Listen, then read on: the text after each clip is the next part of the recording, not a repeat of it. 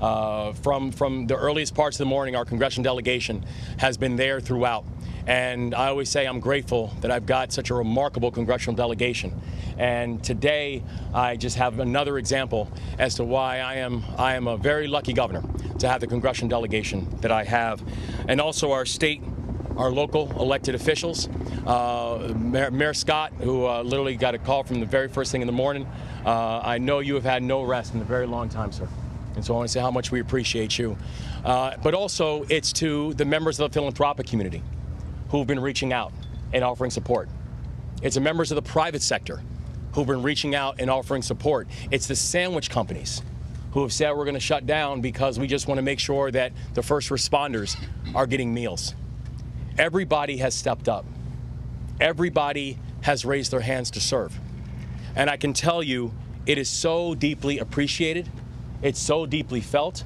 And for everyone who is offering prayers and supports, I can tell you those prayers are working and we are grateful. And the thing that I would ask for people to remember is this. The first, this is very much still a search and rescue mission. We are still actively looking for survivors. We know, and that's the pledge we've made to these families, and this is still very much an active search and rescue mission. And there is not a single resource that we will hold off on deploying. I have already authorized the deployment of everything from air, land, and sea resources to make sure that this search and rescue operation is carried out to its fullest intent. The second thing I want to remind people is that this will not be short. There's going to be a long road. There's going to be a long road, not just as we go from search and rescue. There'll be a long road as we talk about what does the future of this region, the future of the area look like. And we're going to need each and every one of you. We're thankful to have partners like what we have in the Biden-Harris administration. We're thankful for the partners that we have in our federal delegation. We're thankful for the partners we have in our state and local leadership. We're thankful for the partners that we have in the private sector and the philanthropic community. We're thankful for the partners that we have within the Moore-Miller administration. We're thankful for each and every one of you, both Marylanders and non-Marylanders who have reached out and offered support. We feel it. We need it. And we are truly grateful for it. And I think just in this time, this state has been able to show what it means to be Maryland tough and Baltimore strong. And this state and this city will continue to show exactly that. And so with that, I want to turn it over to our Secretary of Transportation, Pete Buttigieg, with a deep sense of thanks and appreciation. Oh, I apologize. Before I turn it over to Secretary Buttigieg, I want to turn it over to the dean of our delegation, and someone who has been leading from the front this entire time, and we are deeply grateful for the leadership of Senator Ben Cardin. Governor Moore, first of all, thank you very much for getting our whole team together to meet this challenge. And our prayers are with the families of those that are lost at sea at this moment. As the governor said, it's still a search and rescue. So we are hopeful and we are with the families. I also want to underscore our thanks to our first responders. They did an extraordinary job, acting very quickly and saved lives. So we thank our first responders for everything that they have done. I just really want to underscore a couple points.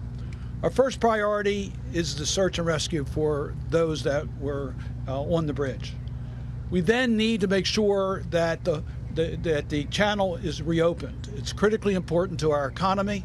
It affects many, many jobs. It affects not only jobs here in Maryland, but around the country and world. So our next priority is to make sure we get that channel opened. And then we also need to fix and replace the bridge for the surface transportation. We're going to work together as a team. I am very impressed by all the partners that are with us today. We heard from them at the state level, the local level, at the federal level. I particularly want to acknowledge our federal partners. The Secretary of Transportation is with us. We have the Coast Guard.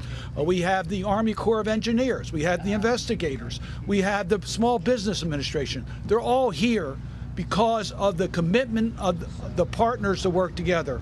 A special thanks to President Biden, who's made it very, very clear that he'll do everything in his power to make sure that we get the help we need to deal with this challenge.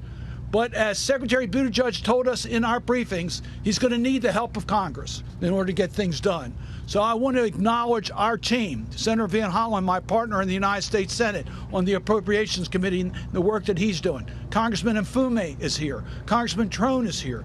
Team Maryland, our federal delegation, is committed to working together. Senator Van Hollen and I got calls from our leadership that said they're prepared, Secretary Buttigieg, to do everything that we need to do in Congress to make sure you have the resources and the federal partners have the resources in order to get the job done. So I want to thank Senator Schumer for his call and his comments. Senator Murray, Senator Carper, Chair of the Environment and Public Works Committee, have all been in touch with us. It is a team effort, and we're going to make sure that we do everything we can to protect our economy and protect the people of our state. And with that, let me just turn it back to the governor or Secretary Buttigieg. This guy woke all of us up early this morning, so thank you very much. Thank you. I want to thank Senator Cardin and the entire delegation for their leadership. They have been on this from the first moments. And as the Senator mentioned, and I'll say more about this in a moment, we'll be needing to work together to make sure that we render all of the support that is needed at the federal level. I want to recognize the leadership of Governor Moore, who was already wide awake and hard at work when I reached him in the middle of the night.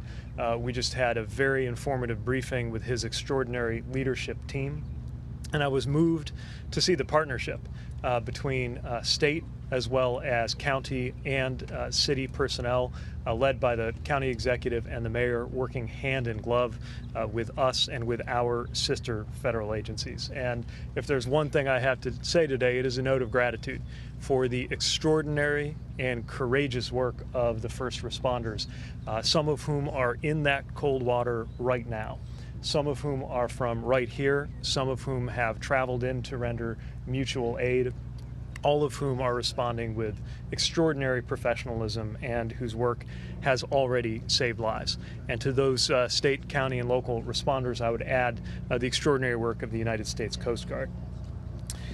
We should also recognize that this is an excruciating day for several families who went to bed last night having it be a normal night and woke up today to news that no one wants to receive. They are hoping and praying, and we are hoping and praying with them. We are all putting our arms around the community of Baltimore, and that is true for all of this country. I've even heard from counterparts as far away as the United Kingdom reaching out to express their support to the people of Baltimore. As been mentioned, been in close contact with the governor, the mayor, county leadership, and the congressional delegation. And as President Biden has made clear, the federal government will provide all of the support that they need for as long as it takes. This is no ordinary bridge. This is one of the cathedrals of American infrastructure. It has been part of the skyline of this region for longer than many of us have been alive. So the path to normalcy will not be easy. It will not be quick. It will not be inexpensive. But we will rebuild together. In order to make sure that happens, the President's plan is to work with everyone here in order to rebuild this bridge and reopen this port, including our readiness as a department to approve emergency funding as soon as we receive that request. Meanwhile, our Maritime Administration will help with port, harbor, and supply chain operations. Our Federal Highway Administration will assist when it comes to the bridge itself and any ways that we can help ease roadway congestion for residents and commuters who can no longer use this major thoroughfare. The Federal Aviation Administration is even involved, working to keep the airspace above the bridge clear for emergency personnel. PHMSA, our Pipeline and Hazardous Material Safety Administration, is on the scene to help with any hazmat issues. And our newly stood up Freight Office is already at work preparing for supply chain impacts that we know are coming because of the importance of this port, not just to the Baltimore region, but really to the entire United States economy. We're going to be working closely with the National Transportation Safety Board as they lead their independent investigation and with the Coast Guard as they continue operations in the water. I've also spoken with Secretary Mayorkas, who's working to ensure that all DHS assets are integrated. So in many ways, our work is just beginning to rebuild this bridge and deal with impacts in the meantime, to reopen this port and deal with supply chain impacts in the meantime. But today we are most acutely focused on the emergency operations underway and on the families that have been impacted. I have no doubt that we will rebuild together and that Baltimore will come back stronger than ever before. And with that, I will turn it back over to the governor to lead media questions. Governor? Governor, the missing people, have any been recovered? Any alive? Any dead? There's no new information about the search efforts that we know. That we still have the 6 individuals who are missing. Governor, when you talk about the investigative standpoint, how concerned are you if there were any safety violations on this ship or the track record of the owner-operator? And Mr. Secretary, if you could speak to that as well, do you have any concerns about that? Mayor Scott, we also didn't hear from you. What are your thoughts on this tragedy today? Well, I'll take it first, and I can pass it off to Mr. Mayor. I know there's a thorough investigation that's going to be going on about everything that took place last night, the things that led up to it, and also the aftermath. And so I don't have any further comments about any concerns that we have about the companies that are involved, because there's still a thorough investigation that's going to take place. Thank you, Mr. Governor. I think we all know this is an unspeakable tragedy. And while, as the governor just said, the investigation is still underway, all of that can wait. Right now, this is about the lives of those individuals that we are searching for and nothing else. Everything else, this team of folks will work together to make sure that we rebuild and do everything we need to do for our port. But right now, we need everyone to understand this is about the lives and those families who are deeply impacted. Governor. Secretary, this is, we've seen now several bridge collapses happen over the past couple of years. Obviously, this was a catastrophic event, but that bridge fell very quickly. How concerned should Americans be about the bridges that they're traversing every single day in this country? Well, this is a unique circumstance. I do not know of a bridge that has been constructed to withstand a direct impact from a vessel of this size. What I will say is anytime anything happens to any bridge, we as a country take that and learn from that. Learning from incidents as diverse as what happened to I-95 in Philadelphia, what happened to I-10 in Los Angeles, or another case that we're learning a lot from here, which is the 2007 collapse of I-35 West in Minnesota. Let me emphasize that was a very different circumstance with very different causes, and the NTSB by design is independently leading the investigation into what those causes are. No question that we will take all of that information and apply it in our future work. Mr. Secretary, how long are you preparing for the shipping channel to be closed? And you mentioned supply chain. What else are you doing to make sure other ports are prepared to maybe take on some of that? Well, the port here in Baltimore does the most vehicle handling of any port at all. And that's just talking about the vehicle side. You also have container traffic, you have bulk traffic. There is no question that this will be a major and protracted impact to supply chains.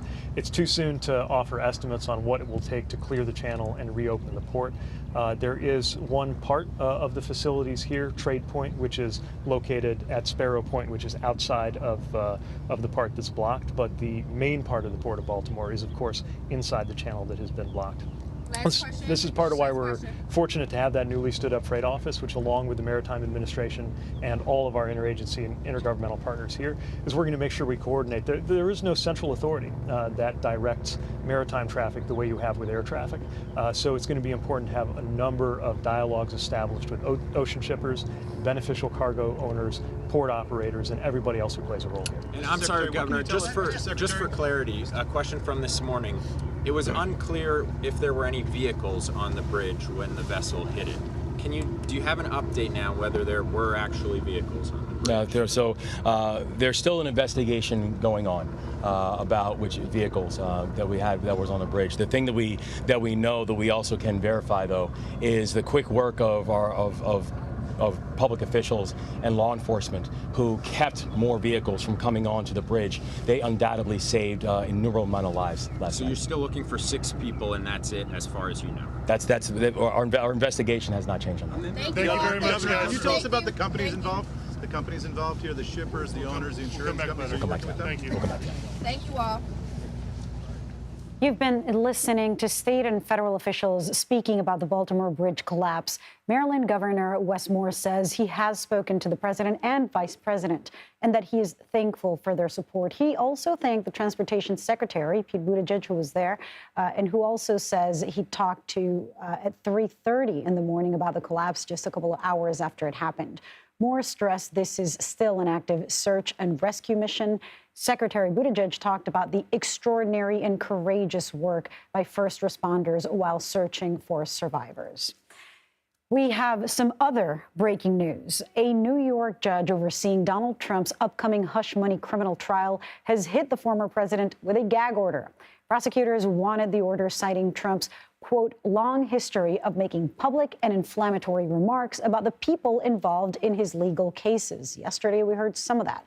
Jury selection in the case is set to begin next month. Trump has pleaded not guilty to falsifying business records to protect his 2016 presidential campaign from what he said are false stories of an extramarital affair. For now, we're going to take a very quick break. We'll be back with much more. You're streaming CBS News.